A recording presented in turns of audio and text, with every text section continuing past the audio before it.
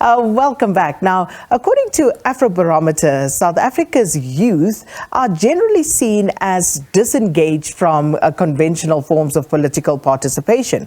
And ever since high school students sparked the watershed Soweto uprisings 38 years ago, South Africans have held often simultaneously contradictory beliefs about young people and politics. Now, the youth played a key role in the liberation of this country. And in South Africa, June is dedicated to the youth of 1976. And we ask, has the time come for young people to lead South Africa, and what exactly does that mean? So to help us discuss this matter further, we joined in studio by student chapter and youth coordinator at Rise Mzansi and deputy chairperson at Equal Education Lawrence Manaka. We also have with us Leela-Lind Devar. She's an economics honors student at Wits University, and Ashley Magutshwa he was named as one of the Mail and Guardian's 200 young Africans when he was just 16 years old, and he is an accomplished ballet dancer and third-year student in theatre and dance performance at UCT. So quite a stellar cast. Thank you so much for coming through this morning. Thank you so much for having us. So let me start with our question of the day, and let me start with you, Leela, in terms of what does this day, June 16th, mean to you? Well, I think like any public holiday, it really is a day to reflect, and we can't dismiss that. Why do we have the holiday? And it is because of those who have came before us and what they've sacrificed, especially as the youth, what they've sacrificed for us, the generation before us. But I think as much as it's a day to reflect on the past, it's also a day to take a moment and reflect on what we currently face as the youth of South Africa. And as someone who's going into the world of work next year, well, hopefully, and that hopefully is the main word, because with an unemployment rate like our country and our youth unemployment rate especially, it's not a very easy time to be hopeful. And I think on a day like this, that's especially what at least someone like I am thinking about. And I'll come back to some of the very important issues you raised, Leela. But for you, Lawrence, what does June 16 mean? Yeah, like he says, for me, I think Youth Day for me as well, it's a day to reflect, of course, to look at, the work that was done by, the youth of 76, and to really look at whether, has that work or, the lives that were lost really translated into the freedom that, we need today, right? Because I'm seated here and we're speaking of 80% of learners who cannot read for meaning in grade 4. And these young people who died in 76 were fighting for education. I'm sitting here today, we have a staggering stats of at least 36% or plus of youth people who are unemployed. So I think it's a day to reflect and also to see what is our call to action as young people and what is the struggle that we are supposed to be fighting for as young people. And I can tell you today, I think young people have established what their struggle is. The only problem they have now is how does that translate into political participation at a conventional level. Ashley? I think all has been said really, but for me also I think it's a day to reflect and a day to definitely see if what was fought for then, are we still fighting for it today? Because free education is still a big issue in South Africa, we're still fighting for that. So for me, June 16 is really that day for the youth to come out and just speak out and share their voice. So Ashley spoke about the call to action for today's youth, and you guys seem to be in agreement that the youth actually know what their struggle is today.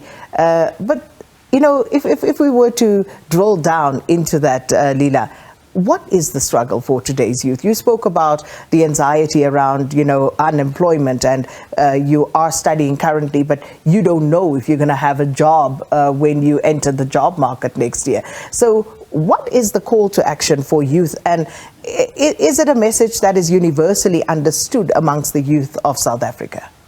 I think it's not only a message that is universally understood, but universally felt.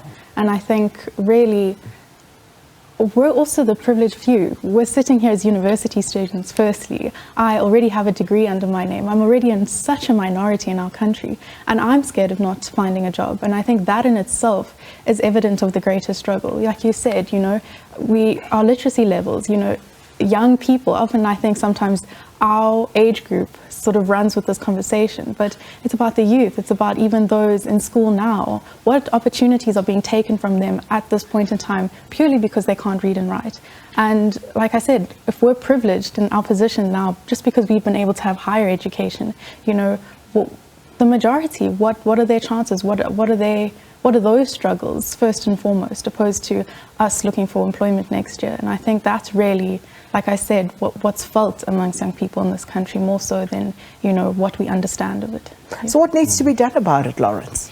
Yes, I think that's a very good question. I believe what needs to be done really, and firstly, is for young people to take a conscious decision to stand up and fight the system, right? And I think we already see this happening. You see it through a lot of young people who've opted out of the mainstream politics, but they're now engaging through civil society, right, to influence policy making, right? I think maybe also a time has come for young people to stop doing politics of resistance, but now stand up literally and start preaching politics of hope and politics of engagement, like thorough engagement. So this for me, or the call to action for me, will be that young people need to go and join these political parties, form these solutions themselves, and then drive change. Because if we're going to be sitting at the other end pushing resistant politics, no one is driving this vehicle where we want it. All we're doing is shouting at the other end. So we need to get inside this vehicle and ensure that we are the ones who are driving this vehicle as young people. That's interesting, and you nodding, Ashley and Leela. So does this mean that as young people you feel that the establishment politics that we have at the moment is not representative of the young generation of 2023 and where you want to go? Absolutely. Yeah, definitely. Our government is old, and I think a new government is needed indeed. But however, a good government at that, good, young, fresh-minded people, well-studied people. Yeah, South Africa is coming to a downfall, and it just needs people to uplift it. So how do you push back to people who say you're being ageist when you say, our government is old? Isn't it imperative that we have a good mix of, generations? Because experience, institutional memory, those are things that are important. And young people with all the best will in the world may not be able to immediately step in and do things in a manner in which you think it should work. So, how do we compensate for that? Yes, Lawrence? Okay, I'll say first, I think maybe one of the things that we need to paint is that our struggle as the youth of 2023 does not exist alone, right? I feel that it's an intergenerational struggle. That's why I said, in 76 they fought for this thing, but has that thing really been realized, right? So that means that whatever struggle that the youth of 76 was fighting for today is still happening today. It's just that today it's taking a different face and form, right? So this means there is a need for intergenerational cooperation and co-creation, right? I'm not saying that young people alone should be the ones who are leading at the forefront, but what I'm saying is that young people also need to be part of these politics, and ensure that they push and they set the agenda essentially inside these politics of today. Of course, with the help of people who've got institutional knowledge, but not necessarily taking them off the table, but saying, hey, let's sit down. We see that what you're doing is not working.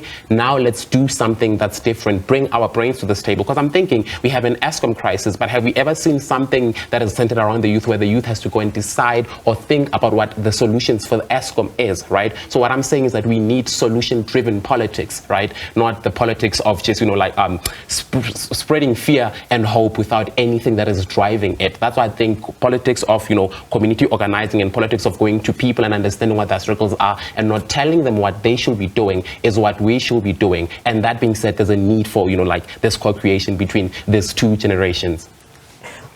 How important do you think it is, Leela, for the struggle that the youth now have to wage to be defined?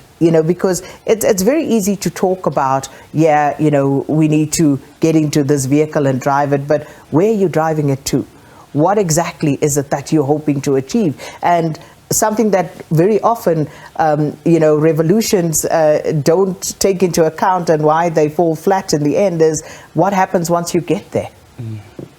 Absolutely. And I think with that question, it's about, we could call it a revolution, that's the truth. But also I think we must differentiate that we also don't need to go to the extents that those before us went to, because they went to it so we didn't have to. And I think defining it is incredibly important. In fact, we could say here, literacy levels, education, unemployment, like those are, as the youth, what we face. And those are also three things that currently are demotivating the youth. We're talking about hope, and I mean, if your youth in a country doesn't have energy, then your country doesn't have energy. If your youth if it doesn't have hope, then your country doesn't have hope. And we know this. And I think, we've defined it in those three things. But ultimately, I think the youth, the first thing that they can do that isn't even that radical is vote. And we know that that's coming up next year. And I think we don't have to do anything completely drastic before we've even taken those measures, if that makes sense. Because I think the youth turnout in the previous election was something around 20%, and that's completely petrifying. So we're not even using our democratic right to make a change before we're even talking about, these radical approaches. And I'm glad you went there, because Ashley, did you vote in the last election? I didn't. Did you vote, Lawrence? Yes, it was actually my first Did election. you vote, Leela? Yes, it was my first. So why didn't you vote, Ashley? I think it's because it's the fear of just putting the wrong party in place, I think, for me. So I'd rather let my vote go to the majority, or whatever the votes, when you didn't vote, the deferred votes go. But it's just the fear of voting for the wrong party. I think being comfortable is who I am, and I think I'm very comfortable right now with the ANC. And the minute I place my vote for the party I want, I'm scared that things might go south. Lawrence? Well, look, I voted, it was in 2021. I think it was my first vote. I think I was the local government elections. Yes, I was only 18 then. When I voted, for me, it's not that I had, it's not that there was a party that was speaking to me, right? But then I think I understood that there's actually a need for me to go use my vote at the end of the day, because if I don't use it for a certain party, at least it's going to go to a party that it's not that it's going to go to that party, but there's a chance that more people are going to vote for a party that has kept us where we are today. So I think that is why I voted for me. And I think that's why I'm going to be calling for young people to go and vote come 2024, because that's the only way that we get to change the system, by playing in the system. And part of it is voting, like she says. Leela? Yes, absolutely. I think Ashley makes a very good point in that we know that we have a very politically dynamic landscape. There's no doubt about that. And I think as the youth, it is a general consensus that we are a bit confused. Personally speaking, I don't look at a party and immediately know which one I'm going to vote for, largely because they blur the lines often. And we've all seen, especially Johannesburg being an example, what coalition even looks like. So to a large extent, I think there is a bit of a void in terms of a complete political party that has that representation, that has that pool, especially for the youth. And I think that probably has a lot to do with our confusion as the youth, in my opinion. And all of that is very interesting, because one would imagine with all the obstacles that today's youth are faced with, one would think that the youth would be so much more vocal and energetic, to use the words that you've put out here, to try and drive change, effect change in their favor. And yet, if you have such a poor voter turnout among the youth, what does that say? Because to those on the outside looking in, it seems as though the youth is disengaged. There's total apathy about what is going on politically, even though it affects the youth directly and will affect them for a longer time than it will my generation, for example. So the mind boggles at why the youth don't seem to want to be more engaged in making decisions for their own lives. Lawrence? Yeah, look, I think, to that question, I think the youth is not really disengaged. This is my view. Like I said before, that the youth has then went into civil society. They're now in these organizations where they're driving policy change, right? Yes, the youth has lost hope, right? So what they did is that they then opted out of the political party system and found alternative ways to then try and shape, policy and influence government decisions, right? And I think because it's politics of resistance, maybe the resistance then took a form of, we're then not going to vote, right? Until maybe this government realizes that what they're doing is wrong. But I think what we're also missing from that is that if we don't vote, you'll keep on having the same government over and over again. Because if we, the new voter, people do not go and cast our vote, people who've been voting for the same parties consistently are going to go and vote and then we want to have, the same government again. This is why I'm saying that there's a need for us to move from the politics of resistance, where we're saying that we're not going to be casting a vote. Think and reflect about what kind of government do we want as young people. And personally, for me, it's a government that is, bottom-up approach, a government that goes to communities, gives them their ears, and says, communities, tell us what your problems are. They tell you the problems. After that, then you don't even give them the solutions to the problems. You say, let us co-create. What you then do is that you get people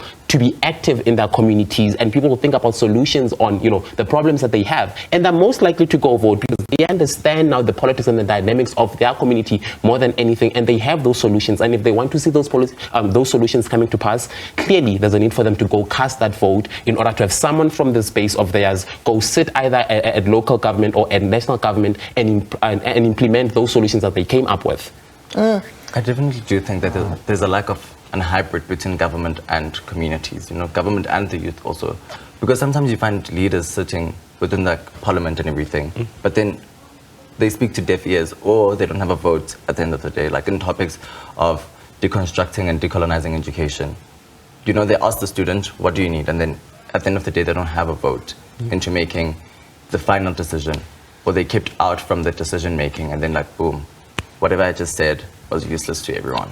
Those leaders will say, but, you are being derelict in your duty as a citizen of this country, as a young person in this country, because there are structures that exist. At least, formally, there should be structures in every community that allows people to directly engage with government. Do we know what those structures are? Do we care to know what they are? Do we even know who our ward councillors are? Do we know who our parliamentary representatives are? Yeah. I think I'll tell you. I think one thing that the government that we have today has been intentional about in doing is that, people who exist in our communities should not be able to know who they have to, engage with in order to get, things going. Maybe they know their councillors, but they don't know who is, delegated from parliament to come and be part of this thing. So I don't think it's a matter of the community not wanting to know, but it's also a question of, are we doing enough civic education? Are we doing enough, education around, this is the person who's supposed to, this is your base, this is the person that you're supposed to be, reporting to, and the likes. I think the other thing that you guys touched upon, which for me is quite worrying, is the hopelessness. Because we can't afford to have a youth that is hopeless. Because yes, there's a lot that's wrong with the country, but how do we pull ourselves out of that quagmire if we are hopeless? So what do we do about that, Leela? Well, speaking as someone who's just a graduate or will be soon again, and I think it is the creation of jobs. I think, we're talking about what people know, and it's almost as if there's this lens of the youth not caring about anything, being disengaged. But you have to realize that this is also a youth that is trying to find their place in society and really just trying to survive each day. To think about who your ward councillor is when you don't even have a job to support your family or to support yourself at that, that is where there's almost this miscommunication in the narrative, I think. And I think entrepreneurship, trying to encourage that, trying to get the youth to, and it's very idealistic, but create jobs for themselves, because at this stage that is where we're at. There's no big business coming, there's no hope on the horizon when it comes to just job opportunity, and that is the greatest way to allow people to help themselves, and that I think is where the youth would get that almost that strike of energy. Personally, that's where I think the main issue is. That's the root of that hopelessness. It's because yes, we barely educated. Then if we are educated, is what are the rewards of that? I think that's the huge gap currently, and I think that's probably also that gap is the hopelessness. And along with the hopelessness, the other thing that worries me is the division among the youth, not just in terms of class, but also in terms of race, and one would have hoped that at this point in our trajectory as a country, we would have moved past that, but we haven't. Very often when I'm reading, because I love listening to young people, I'm passionate about young people, their thoughts, where they're headed, and it's very evident that there are these divisions among the youth every step of the way, and that for me is worrying. I don't know if you guys experience that to any great degree. Is it something that you think about, or is it a peripheral issue for you, Ashley? I think it definitely is. I think I go to UCT, and I think that's one of the universities that they're blatantly there. Like, there's a division of white and black, privileged and not privileged, and Cape Town as a whole country, it's just designed like that. Yeah, and it's sickening sometimes to pass on campus and then like someone is so privileged, and then you're just there and you're just like, you don't have food, you're sleeping at the library. There's just so many things that happen to like underprivileged people that are just so sad and really just sickening, especially NESA students. I mean, they go through hell and back with that system. Yeah. How do we change that? How do we get the youth to coalesce, as a coherent group around all of these issues, Lawrence? Yeah, I think for me, I think I share in his sentiments very much that, look, there is that division and we see it, right? I think we need to sit down as, a country, as young people, and get thinking, what is really the problem here that we are facing? If the problem we're facing is drugs, it's unemployment, if it's education, then we need to then take these problems and make it not necessarily our identity, but then what brings us together. I think it speaks to, the Steve Biko definition of, black, right? Where we say that if we are facing the same struggle, we are then the same people. That is what we then are supposed to be doing, preaching politics of non-racialism as young people, and to say, look, the enemy is not you, the enemy is not you, the enemy is not me. The enemy is this problem. How do we then come together and solve this problem? And that means that we have to develop an identity, and that shared identity is that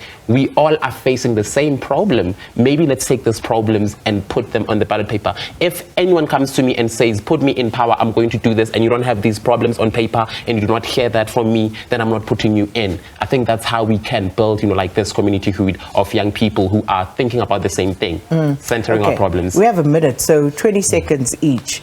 A lesson from the youth of 76 that the youth of today can take forward.